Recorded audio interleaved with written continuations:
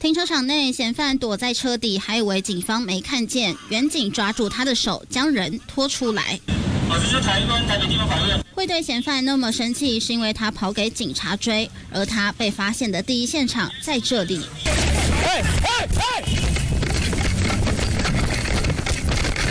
嫌犯双手上铐，被2名员警借护在一旁。同一时间，车辆也被搜索。当时警方先在新生北路2段149巷口将人拦下，员警表明身份，但是嫌犯不但不配合，还让员警受伤。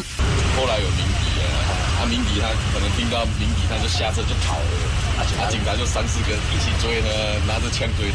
他这一回会被抓，是因为警方执行扫黄专案，嫌犯是应召站的干部，这下落网了。车上也被搜出大麻、毒品、咖啡包等等。他再怎么会跑，依旧被警方抓到，而且又持毒，罪加一等。东森新闻赵一杰、连大发台北报道。